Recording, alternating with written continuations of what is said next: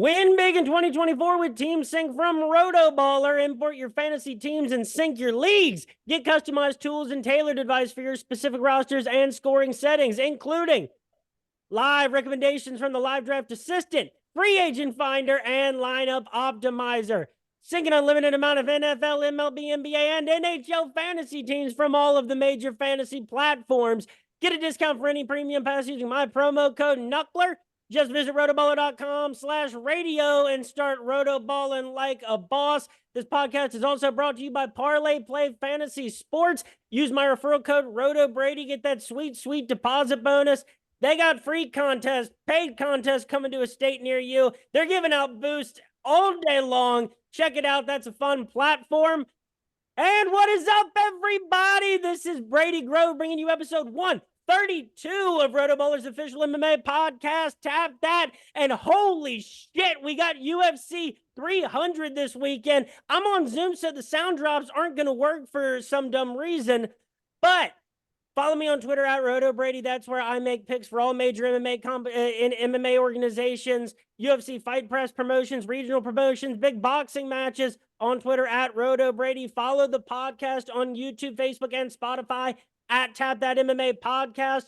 I will be in the RotoBaller MMA Discord pretty much the whole day on Saturday. So come out. Let's talk about this historic pay-per-view that some of us are actually going to buy this weekend. With me tonight, it's a special evening. First of all, frequent guest co-host on the show. You heard him here in stirring conversations with people like Shoni Carter and Kai Kamaka. Give it up for Connor Bones Slone. Connor, thanks for being here tonight. How's it going? Yeah, man, thanks for having me. I am very excited. This is the best card in recent memory, and I'm excited to talk about it. Also with us tonight, former medical correspondent to the show, Tap That. We've been watching the UFC since back at UFC 114. Rashad Evans versus Quentin Rampage Jackson. The promo video still gives me chills to think about, and that's what got us into it pretty much until now. Holy shit, 13 years later, I guess. That seems like... Anyway, my brother, Zack Grove. Zach, how's it going tonight? It's great. Thanks for having me back on the show. I am pumped. I do think there's a strong chance that I'm going to be purchasing a pay-per-view. Usually we only do that when we have like 15 people pulled together. Yeah. This is one where it's going to be worth it. And so that's where we're going to start off is UFC 300. You know, you go back to UFC 114, even though it was the fastest growing sport in the world for such a long time, we really didn't know what the future of this sport held. You know, you saw every major competitor, Strikeforce, Pride, get purchased. The UFC, you know, at the turn of the century was on the verge of, you know, collapsing. Dana White famously got it for like, what, $1 million? Like just the absolute greatest bet he's ever made in his life. And now, you know, 300 pay-per-view events. And since COVID, with all of the different fight nights, it is amazing to see like what's happened just since UFC 200. You know, there's been so many more icons of the sport, and you know, it's amazing that we get to watch such a huge roster, so many high quality regional promotions, Bellator, PFL, and all the crossover that's gone on into boxing. This sport and all of combat sports, despite what a lot of people would say, is very much still growing. And, you know, if this is one case where you reflect on, you know, people complain about how watered down some of those fight night cards have been, you know, and complaining about what the main events are going to be. It's like, dude, I don't care if it is a main event of Court McGee versus Eric Anders. Like these, you're giving me 15 fights at UFC quality every week. When you remember not that long ago, you'd go months between pay-per-views and weeks and months between events. So we'll start up, Zach. What does hitting the milestone of UFC 300 and seeing how monumental this card is and how it's been promoted, what are some of the reflections you've had on that? Well, as you may remember, during the pandemic, I got the chance to go back on UFC Fight Pass, and I watched in chronological order every single UFC title fight. When I was doing that, I got to re-experience some of the ups and downs and the excitement that I had when those fights were actually happening. The anticipation of seeing a well-established champion take on a guy that was surging through the ranks and looking completely venomous. The feeling that the entire world had changed after a belt would change hands. And thinking about how much fun it has been to be an MMA fan for this time with you, Brady. And I think the most fun part about it is that I'm feeling it again looking at this card. It feels like it is all happening again, that every single fight matters more than everything else, and that we're going to see the most explosive things in the world happen. And I haven't looked, despite the fact that we play a betting game that I made up for every single card going back like 8 years now. You guys have participated in. I have not felt like I got to dive into a card this deeply for probably going back close to 10 years. And it's such a fresh feeling to think that I feel like I know all of these fighters, and that I have an opinion on everything that's going to happen, and everything feels so momentous. I really do think that this is the best UFC card that has been put together. And I mean, especially title fight. And I love how you say that it feels like the world changes because It does.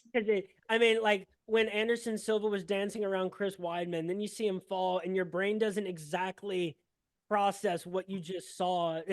When you see Chael Sonnen win 4.5 rounds against Anderson Silva, and then you see him tap, and it's like, what? Wait, what just happened? You see, I mean, every day. I could argue that John Jones is actually my favorite part of the entire ride. For watching his rise and watching everything that's come up, but it's the Diaz's, it's the McGregors, it's all the rivalries, it's the Joannas, the Rouseys. There's so much that you could never come up with an MMA Mount Rushmore that did the sport justice. I've tried in my head every which combination, and there's just nothing that I think really fully encapsulates, and it's still such a brand new professional sport. It's about 30 to 35 years old at a high level when you really get down to it. Connor, what are some of your reflections on UFC 300? Yeah, I mean, this is certainly the best card in recent memory, but to me, this may be an unpopular opinion to some people listening, and that's okay if it is. I don't know. It's almost a bit bittersweet, because Dana has taken the UFC to a very good place. I definitely won't deny that. But at the same time, I feel like they could also be doing more, and we could have more cards like UFC 300 on a consistent basis if he took care of fighters more. Obviously, we've had some fighters, some really high profile ones, leave the UFC. There are quite a few examples that come to mind of really high profile, amazing fighters that we'd all love to see in the UFC. So I'm very excited for this one. Definitely don't get the wrong idea, but just kind of reflecting on it, we've talked a lot on the show about fighter pay and some of the things that Dana does. And I don't know, I would like to see the UFC make some changes going forward, and hopefully we can see more fight cards like UFC 300. That's really kind of what comes to my mind. I'm gonna ignore the bitter part of this for a while and just enjoy the card, though. I think it's gonna be great. I think that's the right approach. Is like, I think that if anything like that is actually going to like stir conversation, I think it has to come in the wake, because look, there'll be an off week after UFC 300. So there won't be a card to talk about. So I think in the aftermath of UFC 300, you'll see a bunch of articles on the internet with that exact thing, like UFC 300, a reflection on the ups and like, yeah, I think you will see a bunch of people talking about that because like, you go back not even that long ago, it was not a part of the conversation. Fighters accepted that they did not make a lot because that no one made like that much money. And the future of the sport was kind of uncertain. Now it's just different. Francis Ngannou changed things. Like when the Joker says that to the Batman in The Dark Knight in very similar ways. So the crossover that you're seeing, I think that, star power has entered the sport, from outside of traditional MMA means that we haven't seen before. And I've said this a lot because I've had some people, like MMA guru or the guru from Chronic Combat Conversations, and people who would say that, like, who would defend like a lot of decisions that the UFC makes because they've been so good at running business for a while. At the end of the day, though, I do, and we discussed this, is you do have to be careful because, just as easily as the UFC became the biggest MMA organization in the world, there's nothing stopping PFL from eventually being able to compete, and actually say they're nowhere close right now, but like you can very clearly see, like you had to start from, just being an organization that had a novel concept. And now PFL is making moves that it's like, if the UFC isn't careful, maybe not in 10, 20, 30, but in 40 years, the PFL might be the biggest MMA organization in the world. Yeah, absolutely. And something that comes to mind, I don't think we want to spend too much time on this, but the UFC did actually just settle on a court case for a substantial amount of money. So, that's not a good look for them, obviously. And I sincerely hope that, if they can improve things, I certainly think they're capable of doing so. But on the flip side, it is nice that we have some really other high profile MMA organizations. PFL one championship is honestly amazing. So maybe a competition is good for everyone in the long run. And before we get into picking these fights, the 13 fights of UFC 300, I will put everybody on the spot, and I'll start to give you some time. But favorite fight of all time, now that we've been reflecting on this, I will begin. Frankie Edgar versus Gray Maynard 2, even though it ended in a draw, I honestly will tear up thinking about that fight. I don't know why. That's a stupid emotion in me when, like, serious events do not faze me. But thinking about how Frankie Edgar came back from getting 10-8'd in the first and almost getting finished, and then, turns it around and gets that big slam on Gray Maynard, and then comes back in the third fight and puts him away. Damn it all, if that is not one of my favorite moments in all of sports. Let's go with Zach. What's your favorite fight in the history of the UFC? It's a fight, Brady, that you've already mentioned in this show, actually, and I have to name it as my favorite fight because of the magnitude of emotion that it gives me, and it is the Chael Sonnen and Anderson Silva fight where Chael was dominating and then got the triangle slapped on him in the last round. I just have to say that it's my favorite because there's nothing that gives me as strong a feeling of thinking that everything is going the right way. The guy that I want to win is going to win, and then the person that I have to say is better still ends up winning. And I mean, he compared Anderson Silva's BJJ black belt to a toy in a Happy Meal. He delivered some of the most eloquent trash talk that we really have not heard anywhere else, really, in MMA, done so well. And just like the things that he says, the intelligence with which he insults people, and just the character that he is, where it's like he's been out of the game for as long as he has, but he still is just like, he can just harass people in a way that just gets under their skin and they can't touch it. And so he's probably my favorite personality, honestly, in the history of the UFC. And the tag to that fight is the fight that Chael said yes to against John Jones, where John's toe broke. The fight was going to be over. If he had only made it like a couple more minutes, Chael Sonnen was going to be the light heavyweight champion of the world. There's no question about it. So, yeah, that was a horrific injury. And so, yeah, Chael definitely has got to be my favorite personality. And then I probably go Joanna number 2 just because of all the Boogie Woman shit. Connor, favorite fight in the history of the UFC? So I'm going to give 2 answers. I'll keep it brief, but the first one that comes to my mind might be an unusual pick, but Max Holloway versus Calvin Kattar. 1, because I'm a huge Max Holloway fan, and 2, that was just such an impressive performance. with, significantly the most amount of strikes ever thrown in a fight. That one comes to mind. It was incredibly exciting. I do like Cater as well, so that kind of sucks seeing him get beat on that bad. But I will also give a shout out, I guess, a runner-up spot to Matt Hughes versus Frank Trigg 2. That one's short and sweet, to the point, but man, it's cool. Hughes gets kneed in the groin. Ref doesn't stop it. He's about to get finished, and then boom, he turns it around in a split second and gets the second win against Frank Trigg. So that one's runner up, but overall, got to go with Max Holloway, I think. And it's crazy. I wonder what our favorite fight in the history of the UFC will be by UFC 400, because it's going to change. It'll be UFC 400 and 500. And I have no idea what it's going to look like. I love college sports too, and I have no idea what that's going to look like tomorrow.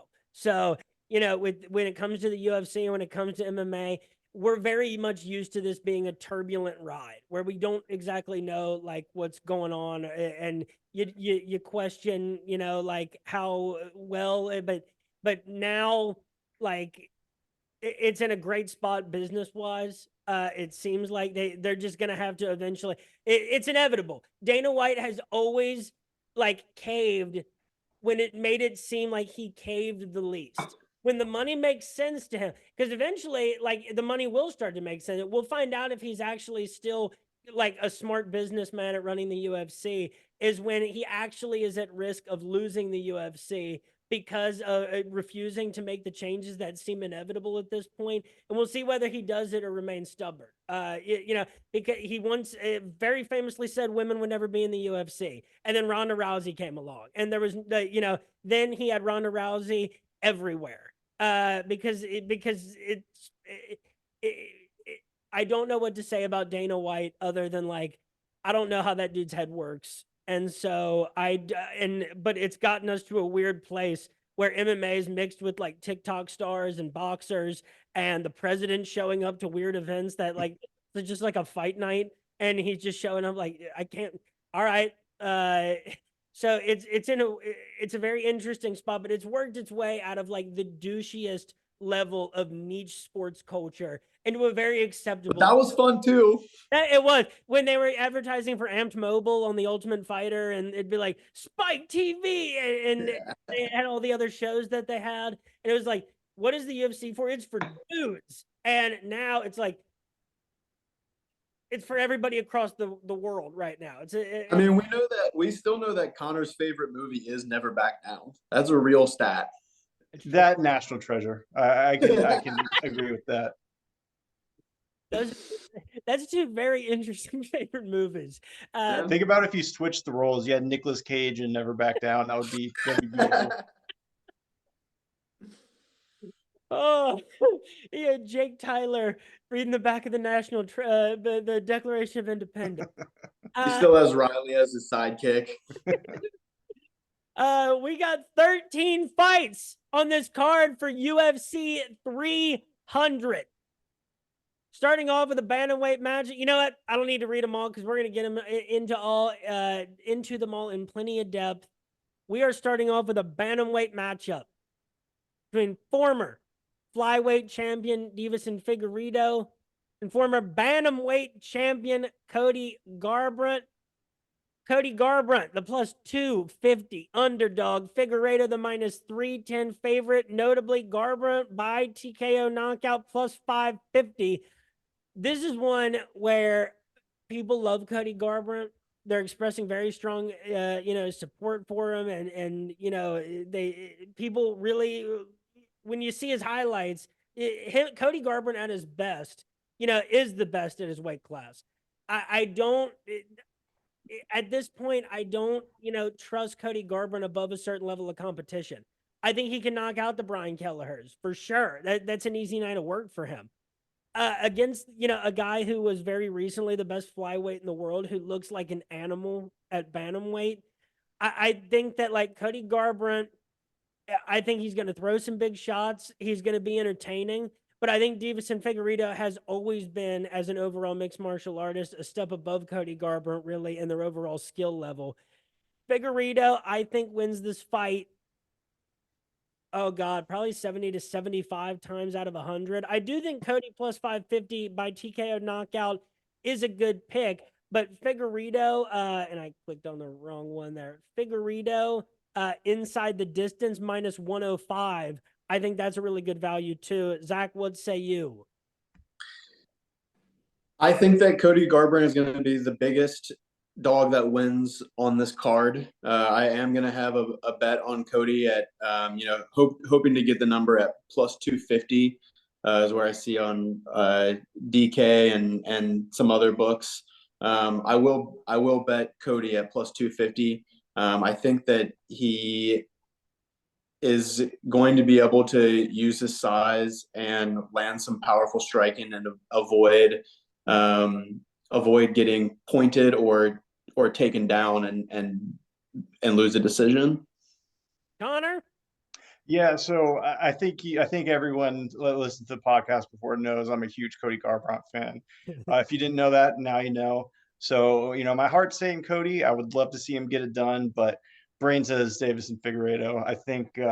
I don't think Cody has much of a size advantage. Really, he's he's fought at flyweight before. He was definitely bigger than Kai Car France, but Davis and Figueredo was such a big bantamweight. I am interested to see how they stack up. I could certainly be wrong, but I think Figueredo just has insane power, bantamweight or flyweight, and we've seen Cody is not great at taking hard shots. So I would love to see Cody win. Zach, I hope you're right, but Brain's going to go with Figueredo here.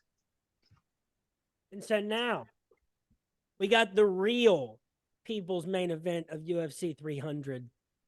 It is a lightweight matchup between Bobby Green and Jim Miller. Bobby Green, the minus 180 favorite. Jim Miller, the plus 150 underdog. We talk about it every time, but here we go with Jim Miller. First UFC fight, October 18th, 2008. I was 11 years old at the time. He fought David Barron. Has fought so many times in the UFC. Has fought beat Charles Oliveira back in 2010, which also says a lot about Charles Oliveira. Holy shit. Fought Benson Henderson, beat Melvin Gillard, lost to Nate Diaz, beat Joe Lozon. The fights with Cowboy, fought Beneil Dariush, beat Takanori Gomi, beat Joe Lozon again, Thiago Alves, Clay Guida. Jim Miller, it shouldn't exist. There's no scientific reason for why a guy should be able to do this since 2008. And Andrei Arlovsky is in a very similar category. I kind of wish they would have gotten him for UFC 300 too. But for Jim Miller to put on fireworks every single time he's been out there since 2008 and to rack up the records that he has. Also, it's like this guy, he never won a championship, but it's also why he remained more active. The fights were never selective. It's let's put Jim Miller against anybody. It's going to be awesome. Bobby Green had himself a big last couple of years. He was premiered in Affliction in January 2009 against Dan Lozon. Strikeforce 2011. He has been in the UFC since February of 2013. And this guy's fought a ton of crazy names too. He's actually the winner of 2 of his last 3 fights, with a first round knockout over Grant Dawson and a third round submission over Tony Ferguson. Loser the last time out by a devastating knockout to Jalen Turner. Honestly, I picked Jim Miller when I first thought about this, and I do think that is mostly my heart talking. And now I'm kind of thinking that, you judge Jim Miller's loss against Alexander Hernandez, for example. I think that, if it ends up being just a volume striking match with Bobby Green can win, then that's a fight where Bobby Green lands 100 strikes, Jim Miller lands 60, and that's a unanimous decision win for Bobby Green. I don't think Jim Miller gets put away. I don't think that if there is anything else for our souls beyond this life, I don't think Jim Miller gets put away in his UFC 300 fight. So on that point, I will actually say that Bobby Green wins this fight 60 to 65 times out of 100. Minus 180. That's pretty good. Green by decision plus 140. Connor, what do you think about this one? Yeah, I think Green by decision definitely isn't a bad pick, but how recent was it that Bobby Green got absolutely, slept unconscious? It was pretty recent, wasn't it? Fair. That is Jalen Turner, though. Yeah. It's not the same, but like I was shocked when I saw Bobby Green knock out Grant Dawson too. But is that and how good Bobby Green is, or did we also really overinflate Grant Dawson based on a limited sample size before that fight? Yeah, I think I don't know. I'm going to go with Jim Miller here. I think he's a very live dog. He fought on UFC 100, fighting on UFC 300, also fought on UFC 200. I don't know. I think he's going to round out his story really nicely. I don't like that Bobby Green got so violently knocked out last time. Obviously Jalen Turner is an amazing fighter, but that was recent enough, and Bobby is seasoned enough that I think he might be a big gun shy, and Miller's got some power himself. So I'm going with Miller here. Maybe Miller by TKO, KO. That would probably give you a nice return, but yeah, what are the odds on that one? By what? By Miller by knockout? Yep. 550. Yeah, I like that. Zach? We know that Bobby Green is a man unhinged, and I think it's going to be to his detriment in this fight. I do like Jim Miller at plus 150, but I'm not going to have a bet on this fight because when I'm picking Jim Miller, it's wrong, and when I'm picking against him, it's wrong. I've been wrong to fade him. My first prop that I want to give to you guys is will this fight, the Bobby Green Jim Miller fight, go more than 30 seconds longer than the Garbrandt Figueiredo fight?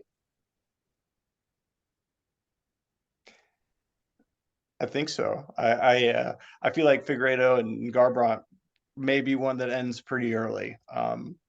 They both have a lot of power, so I think that's a reasonable pick. Yeah. Okay, and so you guys see the both of these fights have over under 2.5. The Garbrandt Figueiredo fight is juiced to the under, and Green Miller is juiced to the over. Yeah, I think Jim Miller and Bobby Green does go a little bit longer. Longer than Figueiredo and Garbrandt. I think that a lot of the storylines that I think you buy into, whether you are picking Figueiredo or Garbrandt, I think see there being a devastating finish to this fight. And when that happens, it could happen with one hit from either of them.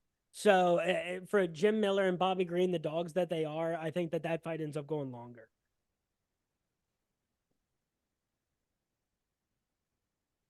Well, let's see here. But this fight, I love that this is a part of it because neither of these guys are former champions, and there's a ton of them on this card. But this is a fight that the people demanded, and ask and you shall receive. It's great to see Jim Miller on another, rounding out another century of UFC pay-per-views. Yeah. Next up, we got a women's strawweight matchup between Marina Rodriguez and Jessica Andrade. Andrade, the minus 135 favorite. Marina Rodriguez, the plus 140 underdog. Rodriguez, only winner of one of her last three. Now, she does have wins over, Michelle Waterson-Gomez twice. Mackenzie Dern and Yan Xiaonan. Love the karate hottie. So it was painful to see her lose twice. But losing her two of her last three to Virna Jandiroba and Amanda Lemos. Marina Rodriguez is someone that has beaten a very, appealing set of names. And Jessica Andrade was on that 3-fight losing skid to Erin Blanchfield, Yan Xiaonan, and Tatiana Suarez, but recovered with a second-round knockout against Mackenzie Dern November of last year. This is a tough one because, I don't know if I can judge you accurately if your lone win since, in your last 4 fights is Mackenzie Dern, because Mackenzie Dern is so matchup prone. Marina, on the other hand, too, those two that she's lost since November of 2022, that gives me pause and Yan Xiaonan was not even the same fighter like March of 2022 that she is now. I think that the more likely of the two probably to end this fight with a decision victory is Marina Rodriguez. I think the more likely of the two to get the finish is Jessica Andrade. Odds, I think Marina Rodriguez now is actually a pretty good value at plus 114. I don't know what we really know still, like, about where Jessica Andrade is at just from beating Mackenzie Dern. But I think that, like, if you're going for, by TKO knockout for Andrade plus 320, I think that's a decent number. Rodriguez by decision is plus 215. Zach, what do you think about this one? I like Andrade minus 135. I think that the betting line may be a bit skewed by people seeing the common opponent in Jiaonan. And I think sometimes that causes an overreaction, especially in this case where Andrade got knocked out by Jiaonan. But she like literally ran her face into the knockout. It was a little bit unconventional, and I don't think it gives much predictive value to this matchup. An interesting thing I was thinking about is that Andrade's the younger fighter, and I would have guessed that she was older. Yeah. Connor? Yeah, this is a tough one. Andrade is insanely powerful. She's a veteran. They both have had kind of some bad fights here lately. I don't know. I think in a matchup like this, when I almost consider it a toss-up, I may lean the underdog just because it's more value. So I guess I'm gonna go with Marina here. I do like her by decision. Next up, we got a lightweight matchup between Jalen Turner and Renato Moicano. Moicano, the plus 195 underdog. Jalen Turner, the minus 238 favorite. Turner by knockout, minus 135. Jalen Turner is, one coming off of that knockout win over Bobby Green, December of 2023. He fought 3 times last year. Lost 2 decisions, split decisions to Matus Gamro and Dan Hooker. The Dan Hooker fight was crazy. That was a great fight. And Matus, won a fight in very Matus fashion, getting outstruck, getting knocked down, winning the control battle with 4 takedowns. The other bigger names that Jalen Turner has beaten in this winning, he's won 6 of his last 8. Includes Jamie Malarkey and Brad Rydell. Renato Moicano, on the other hand, coming off 2 straight wins against Brad Rydell and Drew Dober, and beat Alexander Hernandez with the loss to RDA in between in March of 2022. I think like this is trending towards this just being a bad matchup for Renato Moicano. I think that like if you compare a resume, I think probably Renato Moicano's resume is more impressive. But matchup wise, with the amount of times too that Renato Moicano has been knocked out in the first round, I'm not getting too excited about the Bobby Green victory. I do like that was big for Jalen Turner because Bobby Green was off such a big win. But I think that this is more stylistically a bad fight for Renato Moicano. Give me Turner by TKO knockout minus 135 all day. I think Turner wins this fight 70 to 75 times out of 100. Zach? Yeah, and I want you to answer too. The prop for this fight is over under 1.5 rounds. Under. Okay, under. I like it. I agree. The same thing kept coming into my head when I was going over this is that this is a matchup problem for Moicano, and I am gonna take Turner at close to minus 230. I think that he's gonna stick him. Bones? Yeah, I am going to disagree with you guys. I think it's a worse matchup stylistically for Turner. Actually, I think when they're on the feet, Turner's definitely going to have an edge, especially when it comes to speed. But I think Moicano in his last fight against Dober, he showed his ability to control on the ground and get a win that way. And Drew Dober and Jalen Turner are obviously 2 very different fighters, 2 very different grapplers. But I think Moicano is just much more seasoned on the ground. I think he's going to be able to get Turner down at least 2 out of 3 rounds. And I don't think Turner is going to be able to get up once he gets it there. Obviously Turner is a really tall guy, but so is Moicano. So I don't think his advantages on the ground, what Turner is good at on the ground is going to be able to get Moicano off him competently. And I also see on Best Fight Odds that they have Power Slap 7 odds. At least take former Tap That guest Ryan, the King of Kings Phillips, plus 100 in that fight for Power Slap 7. Shout out to Ryan Phillips. Next fight, we've got a featherweight matchup between Sadiq Youssef and Diego Lopez. Sadiq Youssef, the plus 120 underdog. Diego Lopez, the minus 142 favorite. The last time that we saw Sadiq Youssef was in blowing the craziest fight that, by all accounts, he had dead to rights against Edson Barboza, a UFC fight night that they both main evented October of last year. He ended up landing 179 strikes, 78, compared to Barboza's 164. He got taken down 3 times.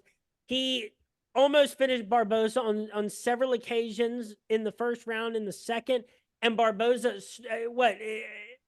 was definitely still in danger in the second round at least. But it was like Barboza, for a guy that had almost been finished and was just on the absolute brink, he looked done. Came back and steadily turned it around and won every round moving forward like it was nothing. It was so crazy to see Sadiq Youssef fade after that. And really, you look at Sadiq Youssef, and I thought it was still early you make the step up to Edson Barboza, tip of the cap to Sadiq Youssef for taking that opportunity.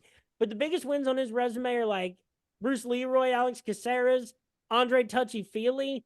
It's not, that was a big leap for him to make, and he almost capitalized on it, but he showed why he was not ready for that fight, and especially for championship rounds, which doesn't play into Saturday in that fight. Diego Lopez lost 2 straight fights on the Contender Series and in his UFC debut at UFC 288. Lost unanimous decisions to Yanderson Brito and Movsar Evloev. Hard to hold too much against him for those 2 losses. And then came back with 2 straight first-round finishes, a submission against Gavin Tucker, and a first-round knockout against Pat Sabatini. I feel like much of the love has been on Diego Lopez this week. And Diego Lopez has looked great, over his 2-fight winning streak for sure. But Sadiq Youssef still, was so close to beating Edson Barboza. Even throughout, there were still close rounds. Edson Barboza didn't dominate the rest of that fight. He had to really grind out some rounds. And Sadiq Youssef still landed 178 strikes and knocked down Edson Barboza. That's obviously a different comparison thing when you're talking about Diego Lopez, who's a prospect on the rise. But, the wins over Pat Sabatini and Gavin Tucker, those are 2 wins of equal quality to me. And what I know is that Movsar Evloev and Yanderson Brito, who beat Diego Lopez, are, ranked or close to ranked caliber. So is Sadiq Youssef. I think that Youssef actually being the underdog in this one is surprising. I think Lopez, is obviously the hotter prospect to watch. I think he's got the higher ceiling. But in this one, I see no reason why Sadiq Youssef cannot win 50 of these fights out of 100. Plus 120, I like it. And over the course of 3 rounds, I think there's probably an even split between how many times Youssef wins by knockout or how many times he wins by decision. And I think if you're going Lopez, I think you go Lopez inside the distance plus 550. Connor, what do you think about this one? Yeah, I agree with most of what you said. I think it's an interesting matchup. I do think Lopez has the momentum right now, especially among the fans. I don't know. Sadiq Youssef is just such a powerful guy, though. And unless I'm forgetting something, I don't think we've seen Diego against, such a powerful striker, a powerful puncher. So I don't know. I want to say Lopez by decision, even though it's a toss up in my mind. Maybe betting the underdog is the way to go here. I am also surprised that Sadiq Youssef is an underdog and not the favorite. Zack? I agree that Lopez's betting line is being a little bit skewed by this fan love and momentum that you guys are pointing out. I agree that Youssef should be the favorite, and I'm going to have a bet on him. It's not very often that you'll see the guy with such a discrepancy in the strikes landed and absorbed per minute stats that we see in this fight. With Youssef has strikes landed 5.7 to absorb 4.3, and Lopez has landed 2.47 and absorbed close to 5. Usually, yeah. it was a known betting trend in a while that you like basically didn't want to be betting on the fighter that had the worst ratios in this category. And given, we have an okay sample from both of them now, especially Yusuf's fight against Barbosa, to think that these numbers mean something. And I think they do, and that Yusuf should be the favorite in this matchup. Next up, I can't believe that this one is happening. We got a women's bantamweight matchup between Holly Holm, former world champion boxer, kickboxer, UFC champion, holder of arguably the biggest spiritual upset in the history of the UFC. It's certainly up there. She's taken on former PFL lightweight champion, former judoka gold medalist, Kayla Harrison. Kayla Harrison is going to be making bantamweight when she was fighting at 155 pounds at PFL, when that was pretty much the only place in the world at a high level that weight class existed. I love that. I hope they have women's middleweight one day. I hope they have it right now, because I know they have microweight, which is 95 pounds, I believe, over there in Deep Jewels. But Holly Holm, she has only one win, since October of 2020. It's the win over Yana, formerly Kunitskaya, Yana Santos, by unanimous decision. She had the no contest against Mayra Bueno Silva. July of 2023, the split decision loss to Caitlin Vieira in a fight that I know a lot of people thought that she won. 2 wins in a row before that in 2020 to Raquel Pennington and Irene Aldana. Kayla Harrison, this is one where you have to have seen what she did in PFL to appreciate it. But at the same time, she doesn't come into the UFC completely unscathed, which is the really surprising part. You thought that she would have when you saw her those first few runs in the PFL. Clearly, obviously her judo is world class. It was the best in the world at one point. But her striking is very rigid. Her ground and pound has had to have been executed against what is a lower tier of competition. Because very few women in the world are making 155 right now. As much as I would like to see more weight classes, Kayla Harrison's wins just don't mean a ton to me coming into it. As exciting as this is, and coming off not too long ago, MVP debuting in the UFC. I think no matter what, how few win, Holly Holm has a win in March of 2023 in the UFC against Yana Santos. Right now at plus 350, was it? Plus 330 right now against Kayla Harrison. All day. I have to go Holly Holm. I think Holly Holm wins this fight 60 times out of 100. If we see Kayla Harrison come out and do what she did in the PFL, then Kayla Harrison very well could be a UFC champion. And pretty soon, I think they'd try to get her in that spot. But this first fight in the UFC, when you weren't even able to come out completely unscathed from your run before that, at 135 pounds, having no idea what that is going to do to her after fighting at 155, Holly Holm, the preacher's daughter, give it to me. Zach, what's up? Well, your argument did just get me fired up for Holly, but I'm going to stick to my prediction that Cody Garbrandt will be the biggest dog that wins on this card at plus 250. And so I'm going to stick with the pick of Kayla Harrison. I think it's worth mentioning that it does seem that judo techniques have been more effective in the women's divisions than we've seen in the men's fights, and I think that we're gonna see that play out. I think we're gonna see Holly get tossed to the ground, and that's gonna be what wins the fight for Kayla Harrison. What do you think that is because less women traditionally competed in amateur wrestling, and so judo is a greater advantage? I do. It's higher skill. Because, I mean, obviously, you could say, is that, Ronda Rousey was also just very good at judo, but there's a lot of very high-level judokas that have competed in the UFC, and, even back in the early 2000s, Caro Parisian never really made it past, just a contender status. Yeah, and they have failed in grappling specific matchups with wrestlers. That hasn't happened to women. Connor, Kayla Harrison, or Holly Holm? Brady, I'm all in with you. We've seen what happens when Holly Holm fights judokos. They get slept. Kayla Harrison cutting an extra 20 pounds. her chin is gonna fail immediately. I'm going Holly Holm KO all day, all day. What's the odds on a KO for Holly Holm? Holly Holm by knockout. Dude, you won't believe it. Oh man, Plus 1,100. Hammer that. I'm hammering that. What's going to happen is Holly Holm is going to get a knockout. We're getting another Holly Holm main event. Let's run it. I cannot believe that number. That seems wild. I mean, just like, obviously, just thinking about what Holly Holm's biggest win in her career was, like, that is crazy. Now, Holly Holm is older, sure, but her skill set really translates to an older age, of all things. You wouldn't expect it traditionally. And next up, we got a featherweight matchup between former bantamweight champion Aljamain Sterling stepping up to featherweight to take on Calvin Kattar. Aljamain Sterling, the minus 175 favorite. Calvin Kattar, the plus 145 underdog. I feel like this line has been on the move because I actually think that this started out a little bit closer to pick 'em. For Aljo to be at now minus 175 is actually pretty surprising to me. Not surprising to me, surprising because I thought I was seeing it a lot closer.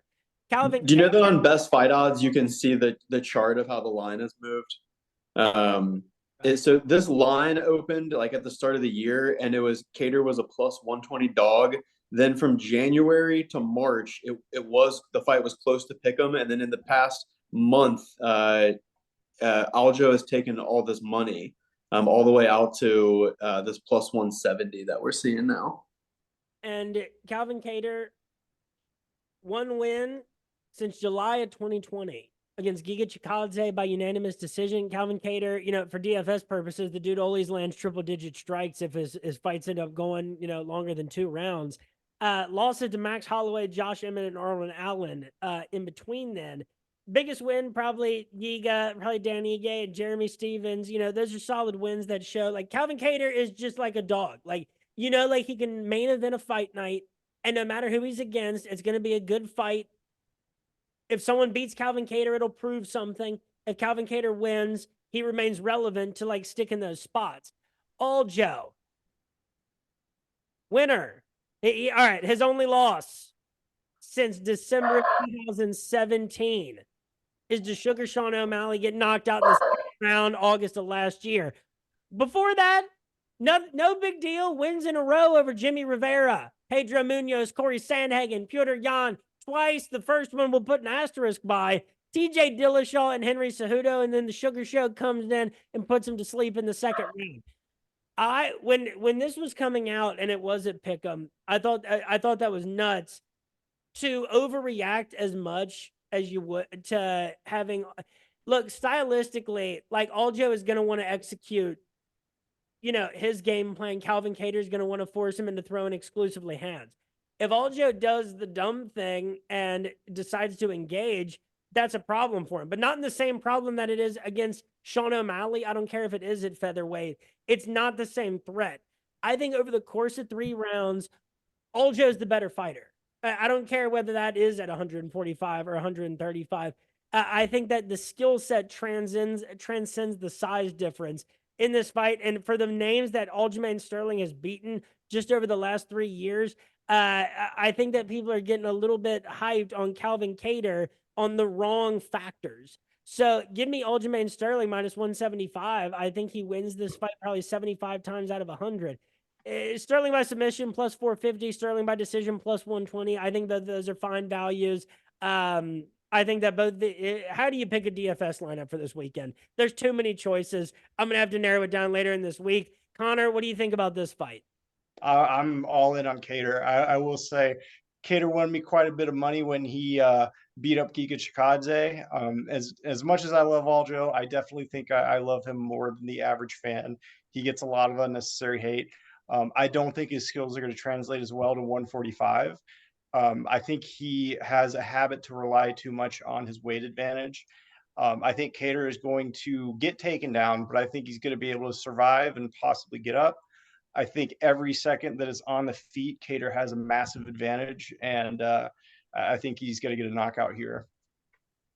I will at least say for Sterling that I do think like a speed and agility advantage is something you want to have against Calvin Kattar stylistically if you have to survive on the feet. And I think that Aljo does at least have like the creativity that it might take to withstand that storm. Zach, what do you think about this featherweight matchup? I am picking Calvin Kattar. I do think it's going to be the size that makes a difference. I'm worried that I'm biased because last night I rewatched the Kattar Giga Chikadze fight, which I think is safe to say up to this point in Kattar's career is his best performance by far. He had twice in that fight where he slipped a straight right and then threw one of those like over his back elbows into Chikadze's face. It was the essence of slick. I'm also a little bit nervous about this late money that's coming in on Aljo. I really think that it means something when that's happening on an MMA fight. And so it has me nervous, but I want to go with my own gut, and I think that Kattar's going to win the fight. Next up, we got a light heavyweight matchup between Alexander Rakic and Jiri Prochazka, former light heavyweight champion. Jiri is the plus 100 underdog. Alexander Rakic, the minus 120 favorite. Rakic, winner of 2 of his last 3 against Anthony Smith and Thiago Santos by unanimous decision. What's the problem with Alexander Rakic? Those 2 wins came in August of 2020 and March of 2021. His last fight was a loss because of an injury. Towards ACL. Yeah, against Jan Blachowicz, May of 2022. Jiri Prochazka, on the other hand, for what was supposed to be the most devastating shoulder injury that the UFC has ever seen, or that combat sports has ever seen, it turned out to be not that big of a deal. He's been able to remain just as active and more so than Alexander Rakic. Claimed the light heavyweight title after a 5th-round comeback, rear naked choke against Glover Teixeira, wins over Dominic Reyes and Volkan, lost for the belt at UFC 295 by 2nd-round knockout to Alex Pereira. How in the hell are you going to tell me you're giving me Jiri a plus money right now? It's ridiculous. Jiri a plus 100 all day. Jiri Prochazka, you go off the activity level that they've been able to sustain. If you're nervous about Jiri because of his injury, be more nervous about Alexander Rakic and what his last 2 wins were and how long ago those were. And, Rakic, to Jiri actually won the title and beat a guy in Dominic Reyes who should have been the light heavyweight champion after he fought John Jones. Jiri has had the sample size where if you're telling me the only dude that's beaten you was for the light heavyweight title and it's Alex Pereira over the last few years and you made that recovery and you still were able to put Alex Pereira in the danger that you were. And Jiri, for how wild he is, Alex Pereira is a horrible matchup for how astute of a kickboxer he is. You can't come in wild against Alex Pereira. You can't go in wild the way Jiri does. I don't know method of victory outside like probably this fight ends in a knockout. If you're going Jiri, I'm very comfortable going Jiri plus 100. I think he wins this fight 70 times out of 100. I don't know what to think about Rakic right now. Zach, you started off speaking about it. Finish that thought. Yeah, I was expecting Prochazka to be at least minus 150 favorite. He may pay more dearly for his injury later in life, but Rakic's ACL tear is more problematic in the short term. It's true that Rakic has had sufficient time to recover from this injury, but it still is a significant setback, and we haven't seen him since then. Not everybody handles an injury like this in the same way, and I think it means something that he hasn't fought since he had the injury. And what would you say might be important in fighting Jiri Prochazka? I'd say lateral movement. So I'm not a fan of I don't know what's driving that, and that does make me nervous, but I'm jumping into it, as they say for my friends over there at the Sports Gambling Podcast Network. Connor, Slone, what do you think about Jiri versus Alexander Rakic? I think both you guys are spot on. returning from an ACL injury, we've seen it completely derail careers before. And that might not be the case for Rakic, but a perfectly healthy Rakic, even if he never hurt his knee, I'm taking Jiri every day. He's an animal. I don't think Rakic is going to handle his pressure well. And I think Jiri, if you look at their records, he's also much more experienced. I think just in terms of overall MMA skill set, Jiri has more tools. He has the knowledge and capability to use those tools really well. And I think he's getting a knockout here. And I love Jiri's previous experience too, because he was the Ryzen champion. And I think fought like King Mo over there. Love the product that Ryzen puts out and the prospects that they do send to the UFC. Hey, Starboy, how about you make weight and let me actually watch you fight and support you in the year 2024? A lot of people had a future on you to be a champion. My password for many different things is Starboy, and then something else that I won't finish to not give you the whole password. I believed in you as a product at Ryzen, and you can't even fight in a main event rematch that I didn't really care to see because I want to see him against Kai Kara France. The hell am I talking about? Next up, we got a middleweight matchup between Bo Nickel, and this is the only way he would ever get on UFC 300. Cody Brundage. Bo Nickel is the minus 2,100 favorite. Cody Brundage, the plus 1,100 underdog. Okay? Okay. Cody Brundage. If I'm going to no. Well, how about this? I've got a prop on this fight for you guys. Start it off. Will there be over under 5.5 total takedowns in the fight? I'm gonna go with under. Under. How the hell is there going to be enough time in this fight for there to be 5 takedowns? If there was, I made this up. Yeah, this is an official prop. This is my own number I came up with. If there was 5 takedowns in that fight, something went horribly wrong for Bo Nickel because he wasn't able to finish Cody Brundage the first time that he put him in a compromising position. But he did this in at least one other fight where because of the way takedowns are credited, that some of the chain wrestling sequences end up getting scored as 3 takedowns. And if the fight even makes it to round 2, then there's been at least 2 takedowns. I think it's pretty safe to say. And Cody Brundage is coming off a win against Zach Reese December of last year. Had that DQ against Jacob Malkoon that doesn't count. Bo Nickel, if you had to criticize him, it's only been first round finishes, 3 submissions, 1 knockout the last time out. Who's the biggest name that he's beaten? It's the worst, biggest name you could possibly hope to come into a matchup with. It's Jamie Pickett. So Bo Nickel, to be real, Bo Nickel does look everything like the prototype for a physical specimen you would build into a UFC middleweight.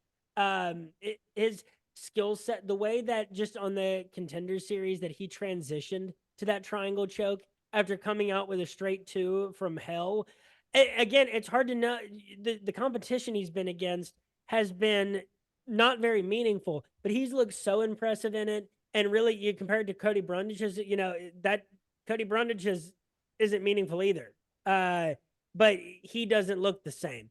Bo Nickel, inside the distance, is minus 900. So put that in an 8-leg parlay, see if you can make some money off of it. But Bo Nickel wins this fight. I'd really say 90 to 95 times out of 100. I think you would opt for Nickel by submission, minus 125.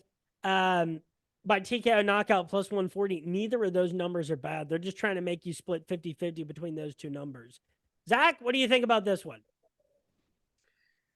I think that Bo Nickel is going to win in round 1. I do think that's the most likely thing to happen. I agree with the under on my prop that I gave you guys. I had originally made this number 4.5, and then I altered it late, and so I was leaning under on it. The scoring of the takedowns can come into effect. I'm excited to see Bo Nickel do more than this. Yeah, no, I think that's the biggest point. Is I wish that it wasn't too early for him to be fighting a name of real value on this card. Connor, how do you think Bo Nickel wins? And by the way, Nickel in round 1, is minus 240. That's not a bad number actually to throw into a parlay. So, my brain and my brain agrees with what you guys are saying, but there is a very, very solid part of me that wants to see Bum Nickel get kicked back to the prelims. I mean, if Cody Brundage pulls out a win, I will be the biggest Cody Brundage fan for life. And I don't know, Bo Nickel's had what, 2 fights? He fought Jamie Pickett. Like, we don't know where he is. I don't know. I truly think that we don't actually know just how good Bo Nickel is at this point. And we've seen situations like this where somebody is super hyped up and the hype train gets kicked off the tracks. So, my brain and everything in me is saying that Bo Nickel is the obvious pick here, but somewhere in my subconscious, it's telling me Cody Brundage. Why not? He's plus 1100. I don't know.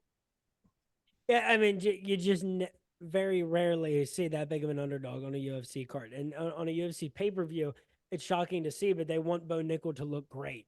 Yeah, and honestly, I think part of the reason I have my opinion is because it's just so outrageous that Bo Nickel is on the main card of UFC 300 when he's had 2 fights and we beat Val Woodburn and Jamie Pickett. Like, that's just kind of ridiculous. So I think that's a lot where my opinion comes from, but I guess we'll see how it plays out. And it's funny too, because like if right now they offered you a main card spot on UFC 300, are you turning that down because you don't deserve that main card spot, or are you rolling the dice on yourself that you come through in rough and rowdy style? Yeah, guys, I want to point out that all 3 of us have had amateur bouts in front of crowds of at least 1,000 people. I was not in the best physical shape for that fight. You did pretty good considering. Thank you. I think about that often. It's like, damn it, if I had not been throwing my life away at the time, that would have been that could have been a really good close decision. Next up, we got a lightweight matchup between Arman Tsarukyan and Charles Oliveira. Talk about betting with your heart. Charles Oliveira, the plus 185 underdog. Arman Tsarukyan, the minus 225 favorite. Tsarukyan coming off 3 straight wins. A decision over Damir Ismagulov. And then 2 straight knockout victories against Joaquim Silva and Beneil Dariush.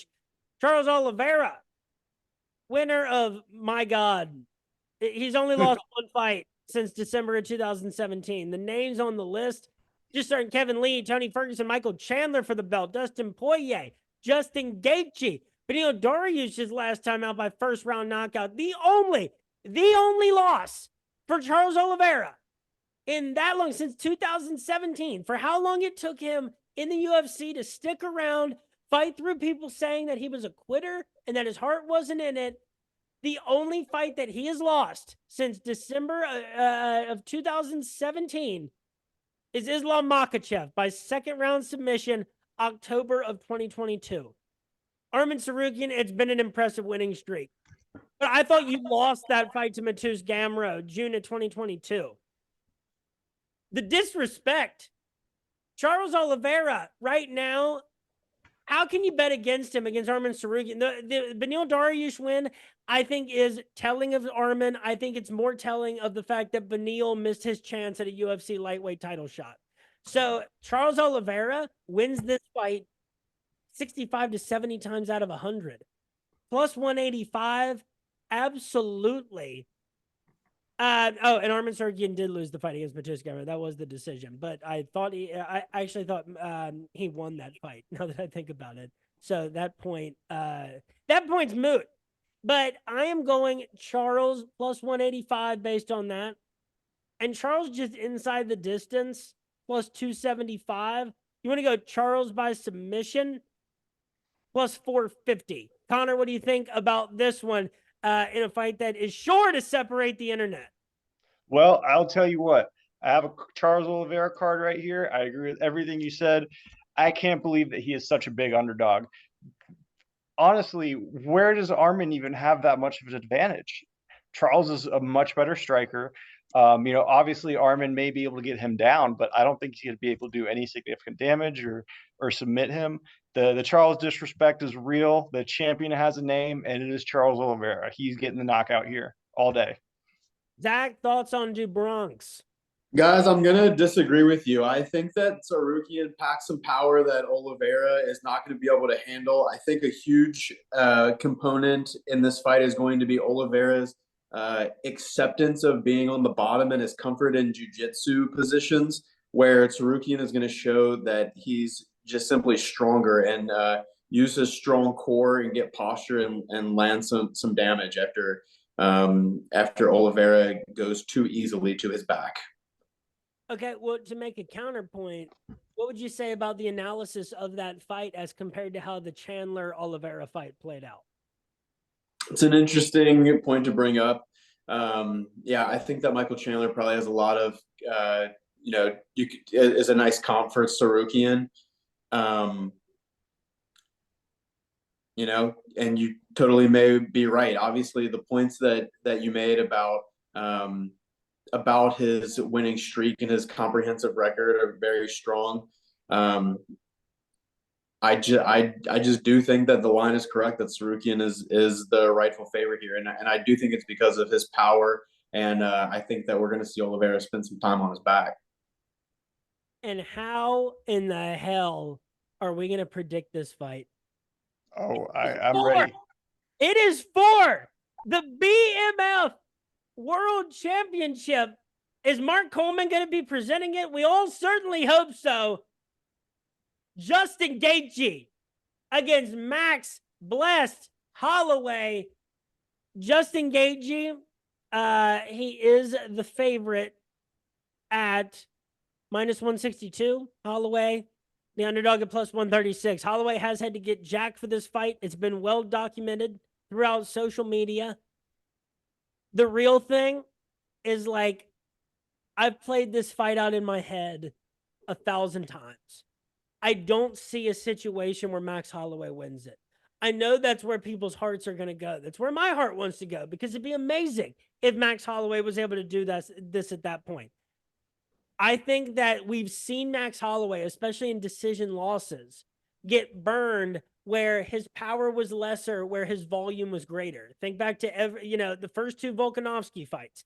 I don't think that Brady, and that makes me want to say that the prop that I'm going to call it, even actually a handicap for this fight that I think makes it closer to pick 'em, is which fighter will land more strikes.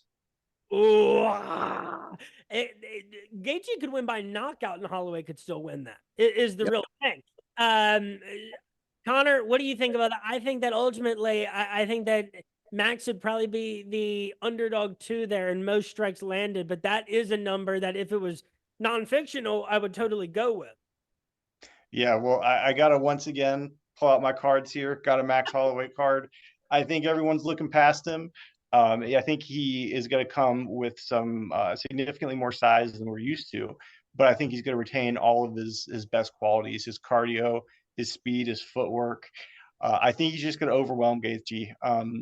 I think Gaethje is maybe a little bit too predictable sometimes, and Holloway's chin is obviously, I would say, the best chin in the UFC, no doubt. So I see Holloway outworking him. But one thing, this is a 5-round fight, right? It's not 3 rounds. I thought it was 3 rounds. Okay, if it's 3 rounds, I might change my answer. It's for the BMF title, though. It makes me I think it's 5. We need to know. It matters a lot. Yeah, it doesn't say when you're just on the Google page, but on that point, Connor, Best Fight Odds has odds for rounds. Fight starts round 5. Okay. Yeah, good. Then I'm sticking with Holloway. He's gonna get it done. His 3rd, 4th, and 5th rounds are gonna look amazing. And I don't know if he'll get a finish. Gaethje is really tough, but I think Holloway by decision may be a good shot. Zach, did you talk about this one yet? No, you didn't. No, I said that I think the closer pick will be who lands more strikes. I do think that Gaethje is good value at like -160. But then I doubt myself. We've said with Gaethje so many times that if he would use his wrestling in any other matchup, that he would have such an advantage, and he hasn't done it. And I think it's really clear that we are not going to expect him to do it in this fight. I think these guys are both really going to take the spirit of the BMF belt to heart and fight in the way that we really want them to and love them for it. Yeah, absolutely. And it's like, you got to wonder too if Vegas has an influence, just the Vegas machine has an influence in UFC matchmaking. Because you got to think on a fight like this that they are just going to clean up the books. Because everybody's doing everything. And people are, you have such strong feelings about both dudes. You got to think that Vegas is like, yeah, how many Gaethje Holloway matchups can you put in the city? Because we're doing pretty well off of those. I am just concerned, about what the mass added for Max Holloway. Like, sure, I think you need more power to compete with Justin Gaethje. You got to damage him for the pace that he's coming forward with. I am concerned about whether the mass that he has put on has maintained his best qualities, as Connor said. I think that, I'm really just measuring that. I think Gaethje's punches are going to do more damage with each one. That's all you can do, because there's going to be a combined 7,000 strikes in this fight. And here's the crazy thing, both of you, is at the end of Justin Gaethje versus Max Holloway, however it ends, and it won't be boring, after that we'll go, okay, now we have 2 more title fights. Yep. There's no way. I don't know there's a certain age or like a maturity level your body physically couldn't handle it. You would pass out from the sheer excitement. And I'm getting back to that age. Next up, we got a women's strawweight matchup. China versus China for the first time. Yan Xiaonan and Weili Zhang. Weili Zhang is the minus 485 favorite. Wow. I was not expecting that. Yan, the plus 370 underdog. Zhang, what can you say? 3-fight winning streak against Joanna Jędrzejczyk in the rematch of possibly the greatest fight in all of UFC history, at least the greatest women's fight of all time. Beat Carla Esparza to regain the belt, and then defended it against Amanda Lemos August of last year, outstriking her 163-24 with 6 takedowns and a knockdown en route to a unanimous decision victory. That's just mean she did that to her over the course of 5 rounds. Yan Jiana, and by the way, the only person to beat Zhang Weili in the UFC, one Thug Rose Namajunas. A fight won by split decision that I thought Rose lost, and a knockout victory that shook up the world with a left head kick. Yan Jianan, both born in 1989. Pretty surprising. Her only 2 losses in all of the UFC, back in 2021 and 2022, consecutively to Carla Esparza, the Cookie Monster, and Marina Rodriguez. She's coming off a 2-fight winning streak, a majority decision win over Mackenzie Dern, where if you had money on Yan by decision, the whole time you're going, just don't give her your arm. And then the last fight against Jessica Andrade knocks her out in the first round in the wacky style that Zach described. Other notable names on her resume include Carolina Kovalevich, Claudia Gadelha, and Angela Hill. Yeah, so here's the thing is, I would love to say that Yan at this number is good. I would love to, because when Yan has been an underdog or a mild favorite, I thought that she was a great value. Not here, and not even at this number. I cannot think, I can't think of a single aspect of MMA unless you're going to lay and pray. And that even is asking a lot of you to be able to lay and pray on Zhang Weili for 5 rounds and do your damage through ground and pound and still withstand her aggressiveness to get those rounds. I still don't see a single category of this sport where I think Yan Jianan comes out on top against Zhang Weili over the course of 5 rounds, if she's able to make it that far.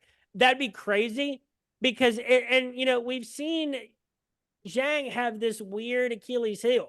And it seems like every women's strawweight has one, where it's like, you can win the title as a plus 800 underdog. But damn it, Rose, Carla is just your kryptonite for some reason. We've seen that at strawweight. And so, that is one angle.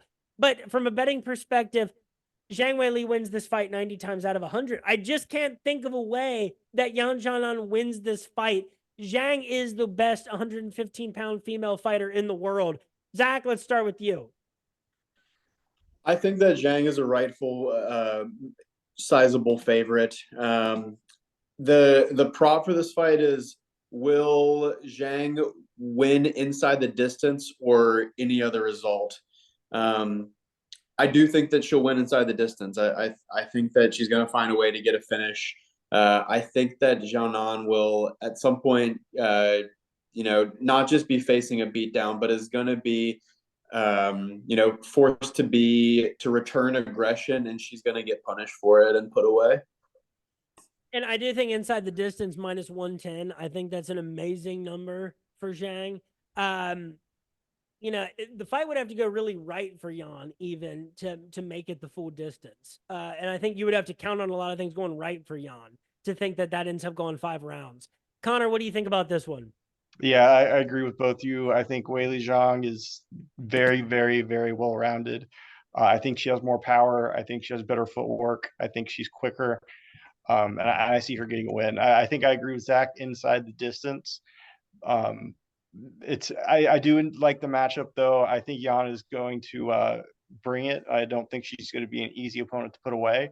But I just think Zhang will, over the course of however long the fight is, she will show that she's just a level above.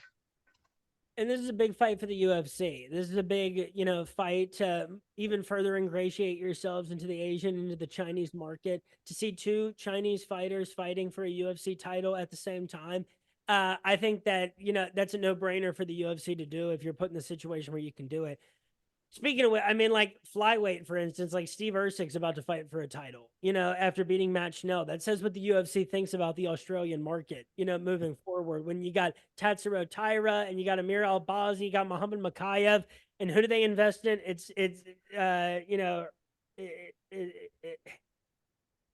That's wild. But, this fight, no-brainer business-wise for the UFC, and no matter what, it seems like they're going to come out on top.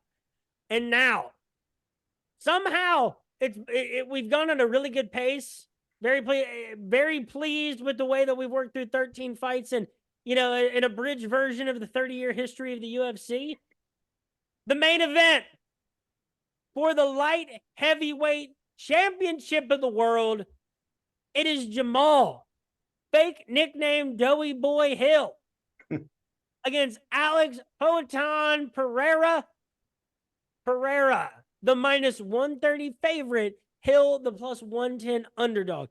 Connor, before I jump into what we think is going to happen in this main event, maybe you can enlighten us further. Why does the internet hate Jamal Hill so much? Is it just because he's going to be the opponent of Alex Pereira? Is it because there were those pictures of him looking fat, even though I don't know why people would care? Why do you think the internet hates Jamal Hill so much? Oh, I can absolutely tell you why. And first, I'll start by saying it's pretty justified. He is just an asshole on Twitter. So first of all, he will let every single comment get under his skin, and he will engage with it. But even looking past that, people have been complimenting him in the past. They'll say "Oh, you need to shut Pereira up" or something, and he will just snap and go off on them, even though they're supporting him. So not only does he let the haters get under his skin, apparently he doesn't like his fans either. So just after those Twitter interactions, I think that's mainly the reason why the internet hates Jamal Hill. And I can't blame them. Dude seems like an asshole. He also got arrested recently for beating up his brother, which, I guess that could be we don't know the story behind that, but still, you're a UFC fighter. You shouldn't be fighting people in the streets, bro. But Connor, I will counter you with, all right, this is his brother. I don't know what his brother did, but I would recommend that you not start some shit with a UFC brother. If I have no idea what the story is, but if Jamal Hill decided to beat up his brother, I think there's probably a pretty complicated backstory that went into that. And it's if I was Jamal Hill's brother, I would have shut the hell up, because your brother seems like he can kick a lot of people's ass. Yeah, well, judging by how he acts to his fans on Twitter, his brother probably told him, go have a good fight, go break a leg, and he took it too seriously. So in this fight, here's the problem. Jamal Hill, I would love to be, as a fighter, I can't knock on, you can say Jimmy Crute, what does that mean? Johnny Walker, what does that really mean? Thiago Santos, the way that he put him away. But then the fight against Glover, landing 232 strikes against Glover's 75, winning by unanimous decision. There's legitimacy here, even though we've seen him lose to Paul Craig, was his loss in the UFC. I think Jamal Hill, like, no matter what you want to say about him as a champion, I don't care how you end up getting the championship belt. When you have the championship belt, and especially when it's not interim, you are the UFC champion. I think that, he beat Glover. It was a weird situation that ended up making that fight, but I don't really care. At what, Glover was a guy that every single time he fought, it was like, how could this guy be an underdog? Like, Glover is in this, and he often proved us right. But the second that Jamal Hill beat him, it was, oh, well, Glover was a 40-something-year-old man, and it's like, okay. Like, but those two things can't exist at the same time, where if you beat Glover, it's awesome. And if you hate someone, you beat Glover and it means nothing. Even though Glover was older, Glover's skills get better with age. Having said that, Jamal Hill is going to get knocked out by Alex Pereira. Jamal Hill might even land the first big shot of this fight. And that's all Alex Pereira is going to need to be able to size him up and know exactly what distance and what to counter him with.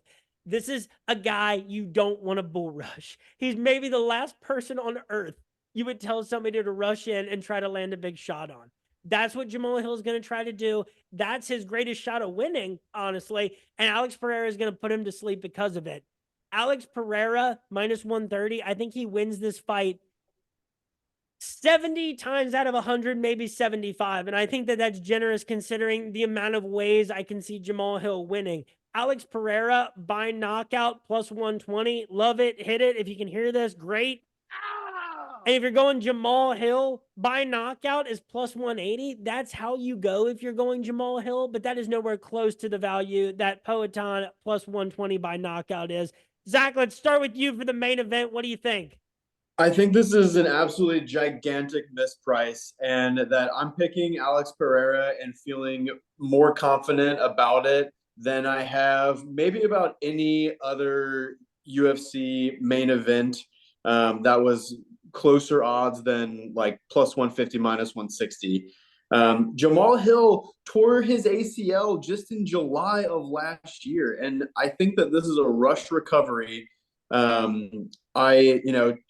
We're not, as Connor's describing, we're not seeing a lot of in his behavior to suggest that he handles adversity well and has made all of the smartest choices and coming back and doing all of the right things.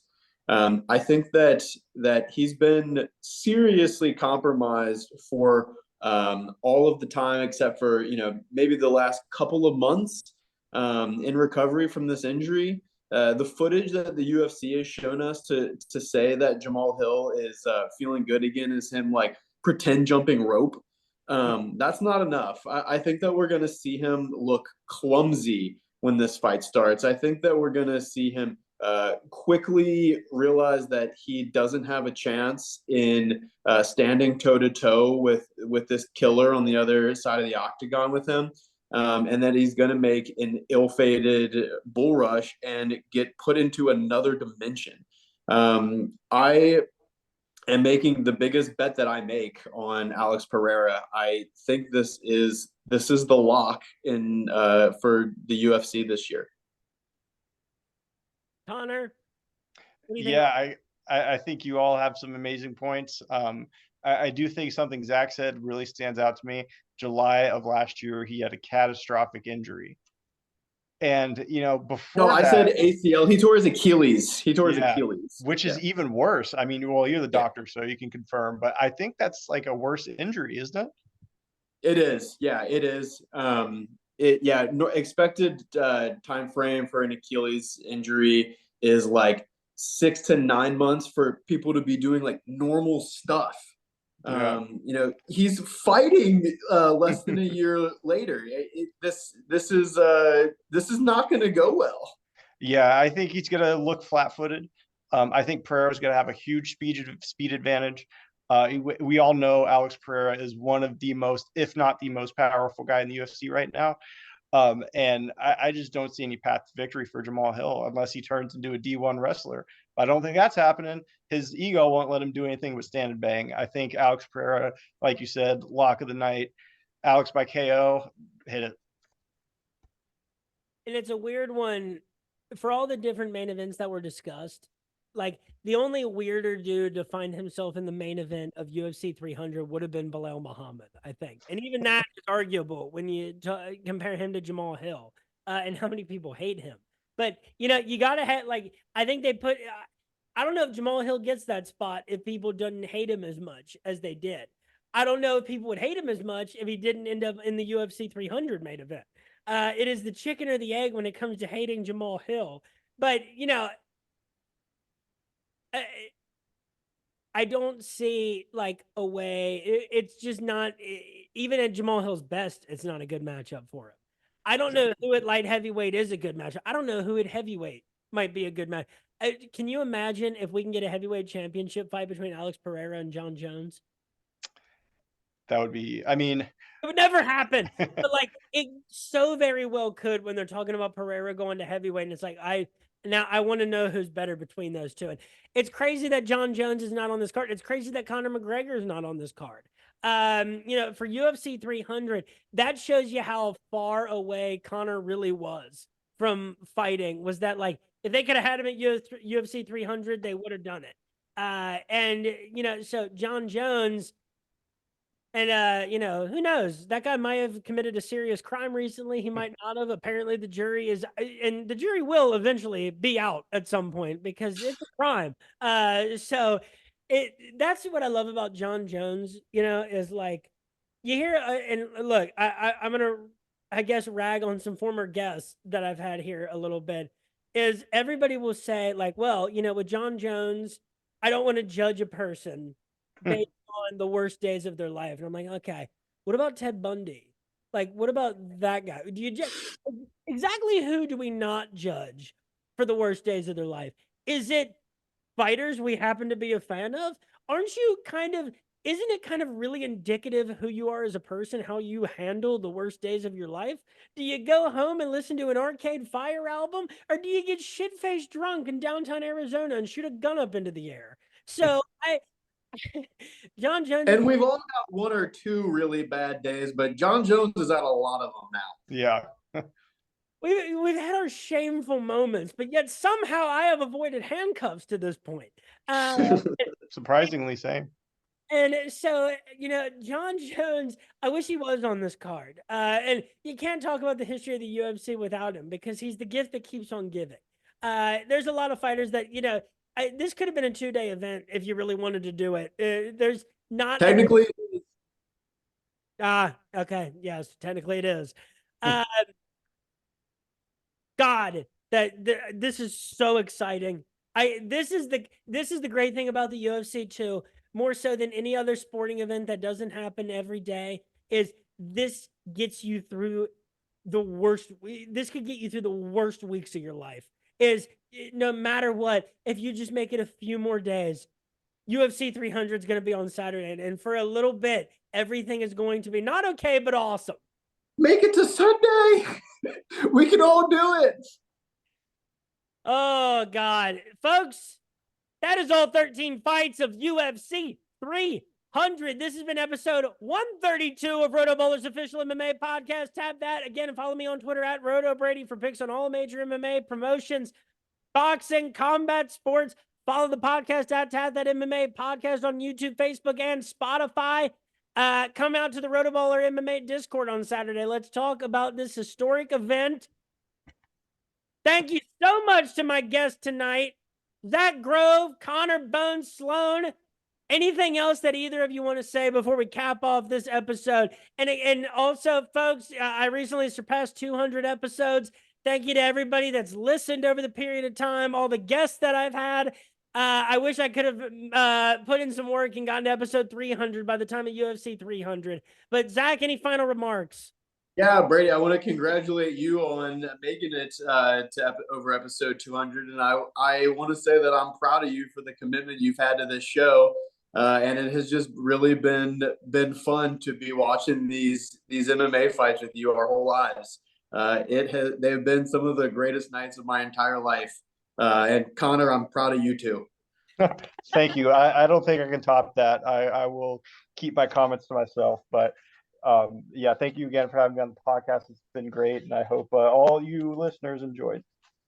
Folks, make sure you know where you're going to be, what technology you're going to use, what foods you're going to be eating, whether you're going with Modelo, the former official beer of the UFC, or Bud Light, the current official beer of the UFC, something in between.